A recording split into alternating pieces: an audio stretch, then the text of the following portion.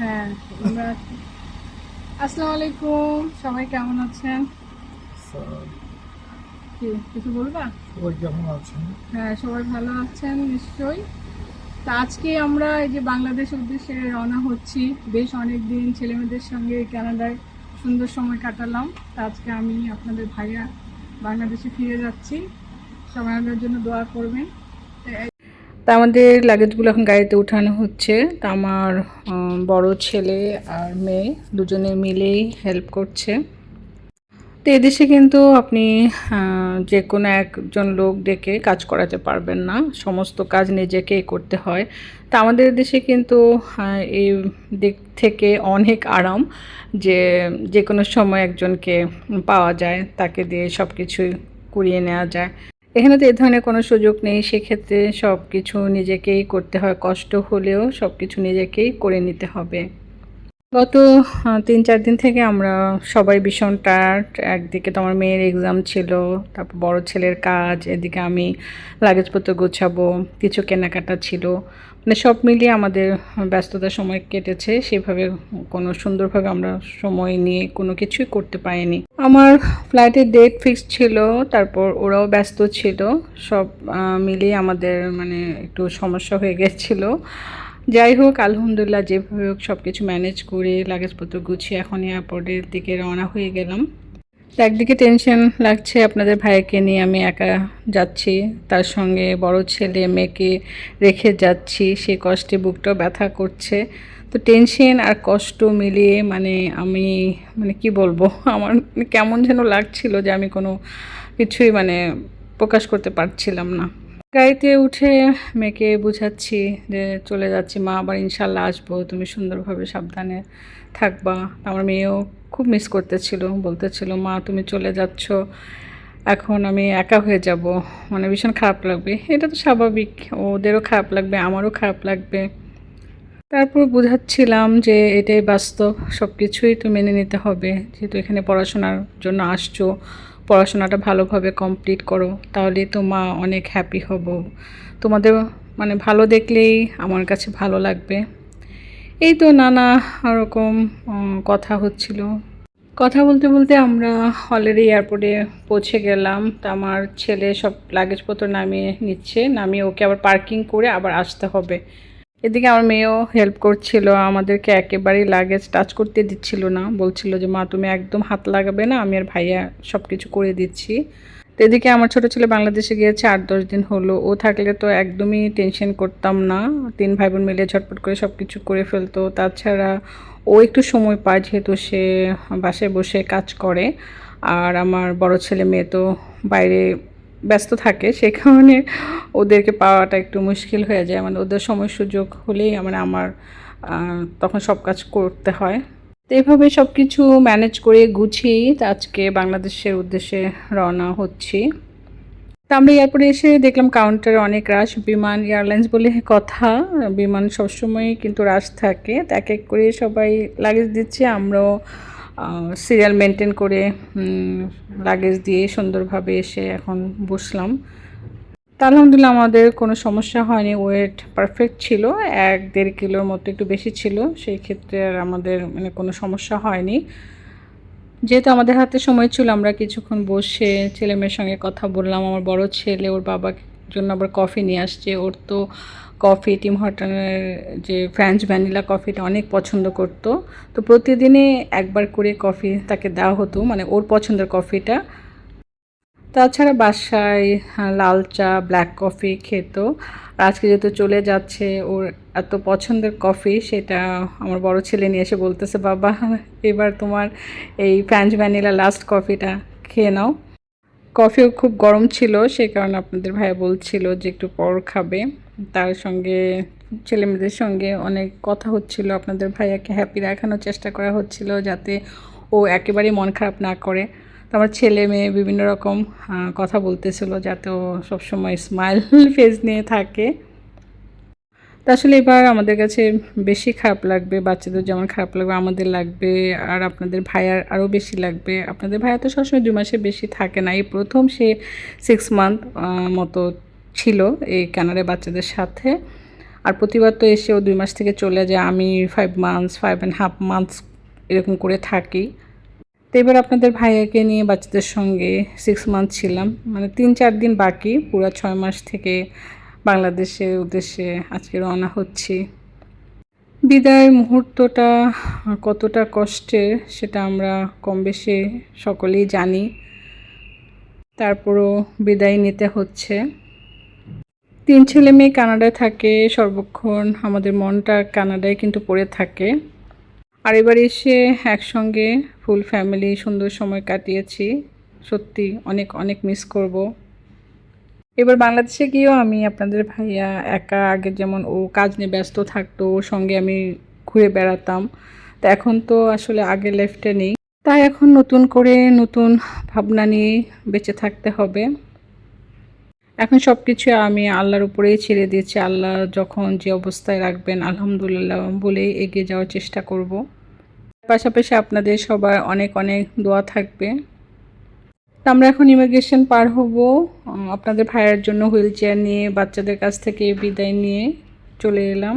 আপনাদের ভাইয়াকে wheel chair দিয়ে ইমিগ্রেশন পার করে বাগিতে উঠিয়ে দিয়ে চলে গেছে। এখন আমাদেরকে এই বাগি নিয়ে যাবে ফ্লাইটের গেট পর্যন্ত। আপনার সঙ্গে যদি রুগী থাকে, আপনারা টিকিট কাটার সময় যদি হুইল চেয়ারের কথা না বলেন, তাহলে এই কাউন্টারে যখন আপনি লাগেজ দিবেন তখন বলবেন যে আমার সঙ্গে পেশেন্ট আছে, তার একটা হুইল চেয়ার দরকার। তারপর ফ্লাইটে যদি কোনো মানে সুযোগ হয় তাকে সুন্দর একটা পরিবেশে দেওয়ার কথা বলবেন, তখন তারা সব কিছুই ঠিক করে দিবে। নয়তো আপনি খুব বিপদে পড়ে যাবেন এই রুগীকে নিয়ে ট্রাভেল করতে। আমার বড় ছেলে সব কিছুই বলে ঠিক করে দিল, তারপর আপনাদের ভাইয়াকে নিয়ে সুন্দরভাবে চলে এলাম। তো এখন এই যে বাগিতে করে ফ্লাইটের গেট পর্যন্ত যাচ্ছি, তার সঙ্গে আমিও ভীষণ আরাম পেয়ে গেলাম, আরামসে যাচ্ছি। নয়তো এত দূর হেঁটে যাওয়াটা কিন্তু আমার পক্ষে কষ্টকর, তার সঙ্গে তো আপনাদের ভাইয়াকে নিয়ে যাওয়া আমার পক্ষে পসিবলই ছিল না। তো আমি আপনাদের ভাইয়ের পাশাপাশি বসতে পারিনি, আমাকে পেছনে বসতে বলা হয়েছে, তার সঙ্গে আমাদের হ্যান্ড লাগেজগুলো রেখেছে। আমি গত 2-3 দিন এত টায়ার্ড ছিলাম যে বাসায় অনেক কাজ করতে হয়েছে, কিছু রান্নাবান্না করে ঘরবাড়ি গুছিয়ে আমি বাচ্চাদেরকে দিয়ে এসেছি, তার সঙ্গে লাগেজ গুছানো কিন্তু অনেক কষ্টের ব্যাপার। এই যে মানে গুছানোর পর যে ওয়েটটা বেড়ে যায়, সেটাকে পারফেক্ট ওয়েটে করাটা যে কতটা কষ্টকর, মানে যারা নিজেরা লাগেজ করেন বা গুছান ওরাই একমাত্র বলতে পারবে যে এটা যে কতটা টেনশন কাজ করে। এত সুন্দর করে মানে একই লেভেলে ওয়েট রাখাটা অনেক কষ্টকর, মানে এই কাজগুলো আমি করি তো আমার জন্য খুবই কষ্টকর হয়ে যায়। তো যাক আলহামদুলিল্লাহ, আপনাদের ভাইয়ের পাশাপাশি আমিও খুব আরাম করেই চলে এলাম। তো আমরা ফ্লাইটে এসে বসলাম, মনের দিক থেকে আলহামদুলিল্লাহ অনেকটা শান্তি লাগতেছিল। এর আগে যে এতক্ষণ কী টেনশন মানে কাজ করছিল, মানে সেটা কাউকে বোঝানো সম্ভব না। তবে একদিকে শান্তি লাগছে যে ডিরেক্টলি ফ্লাইট ছিল, যদি কোথাও ট্রানজিট থাকতো তাহলে তো মনে হয় যে মানে আমি কিভাবে যেতাম আমি আসলে এখন ভাবতে পারতেছি না। এর আগেও আমি বাংলাদেশে একাই গিয়েছি, ট্রানজিটও ছিল, ট্রানজিট পার করে আমি সুন্দরভাবে বাংলাদেশে পৌঁছেছি। এবার হলো যে আপনাদের ভাইয়া তো অসুস্থ, সেই কারণে ওকে নিয়ে যাব যে এত লং টাইম জার্নি, সেটাই আমার মানে টেনশন কাজ করছিল। তবে ফ্লাইটে যখন সবাইকে পেলাম তখন অনেকটা শান্তি লাগছিল, তার মাঝেও কিন্তু কিছুটা হলেও টেনশন ছিল যে এতক্ষণ আপনাদের ভাইয়ার শরীরটা কেমন থাকবে, কেমন ফিল করবে। তো নানা রকম চিন্তাভাবনা করছিলাম, একদিকে মনকে সান্ত্বনা দিচ্ছিলাম যে সবাই তো আছেই, তারপরে যে মনের একটা ভয় সেটা তো আর কারোর সঙ্গে শেয়ার করতে পারছিলাম না।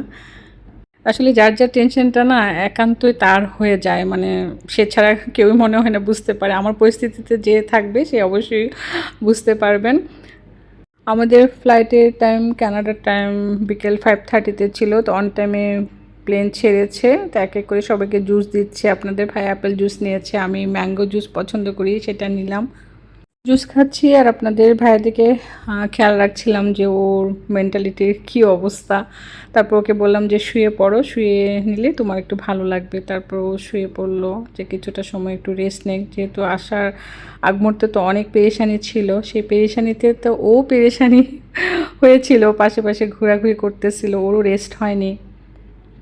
কিছু সময় রেস্ট নিল, তারপর আমাদের এই তো ডিনার চলে আসছে। জিরা রাইস, ভেজিটেবল আর চিকেন কারি, তার সঙ্গে বাটার ব্রেড, সালাদ, সুইট। তো এক এক করে আমি খাবার টেস্ট করছি। সারাদিন কিন্তু আসলে টেনশন আর খাওয়াই হয়নি।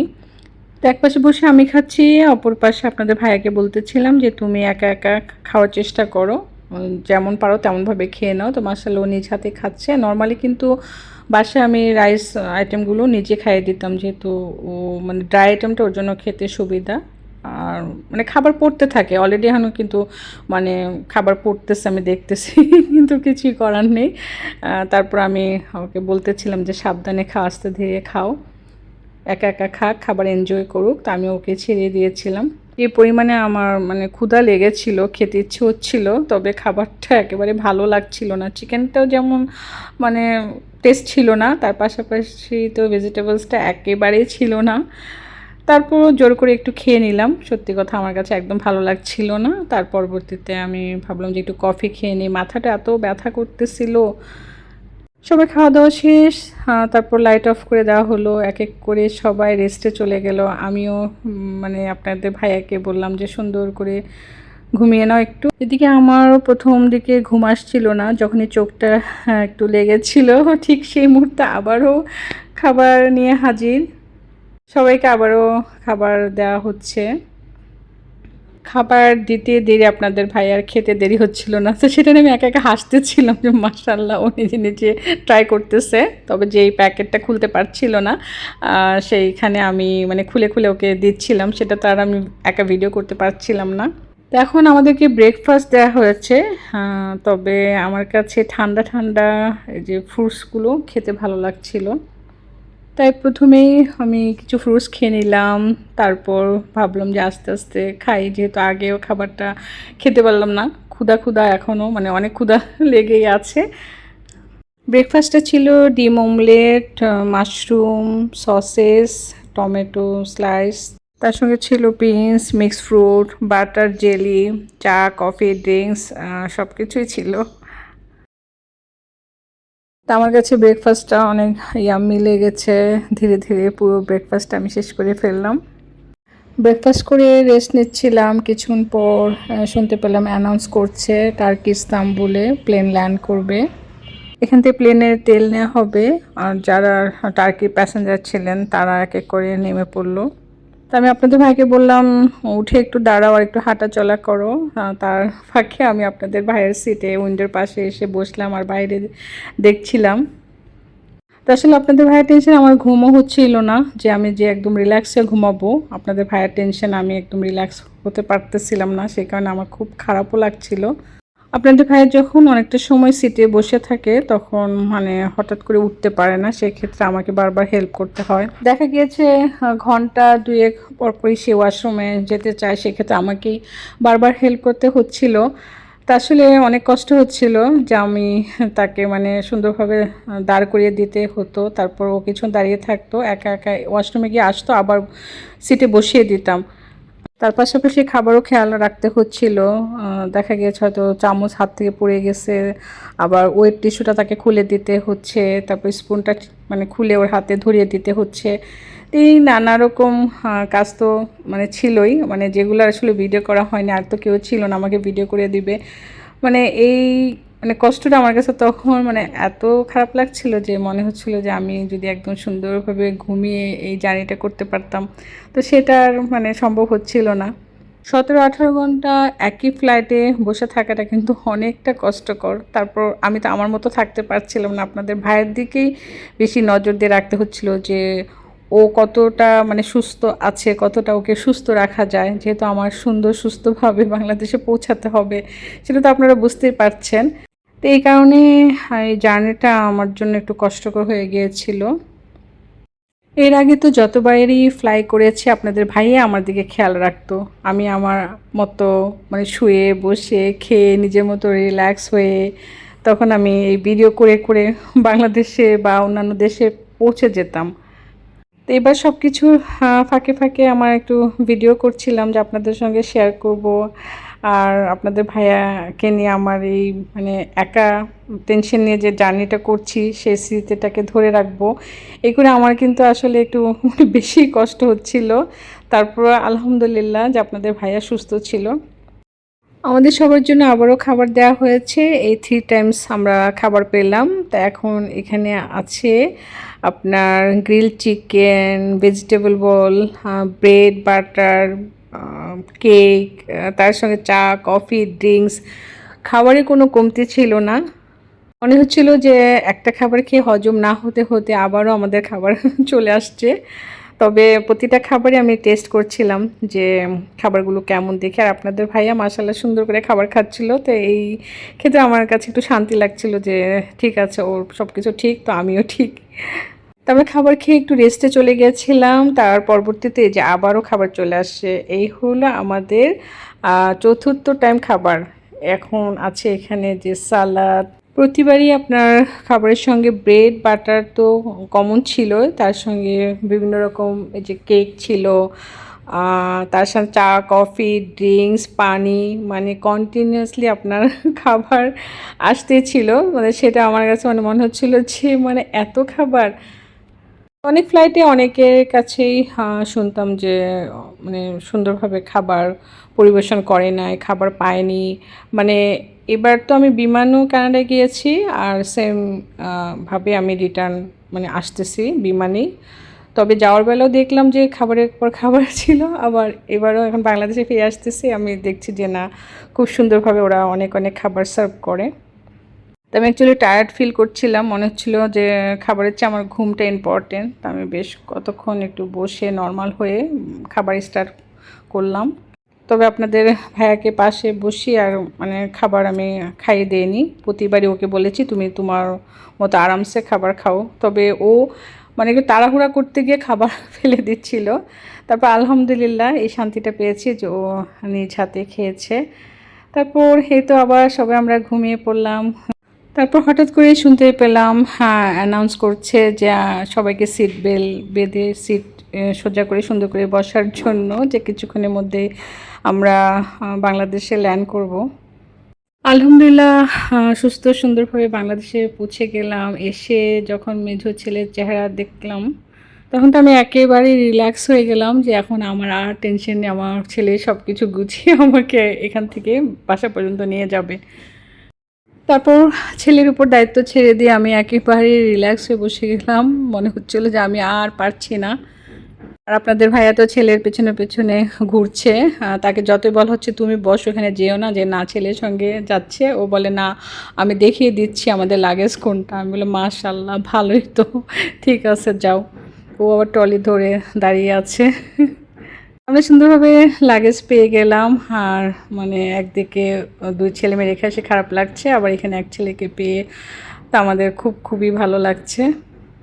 আলহামদুলিল্লাহ বাংলাদেশে সুস্থ সুন্দরভাবে যে পৌঁছতে পেরেছি সেটা আল্লাহর কাছে অনেক অনেক শুকরিয়া। ছেলেকে পেয়ে আমি একেবারে আর টেনশন করছিলাম না, যে আমি আর টেনশন করব না, এখন আমি আরামসে বাসায় যাব। তারপর এই তো আমরা বাসার উদ্দেশ্যে রওনা হলাম।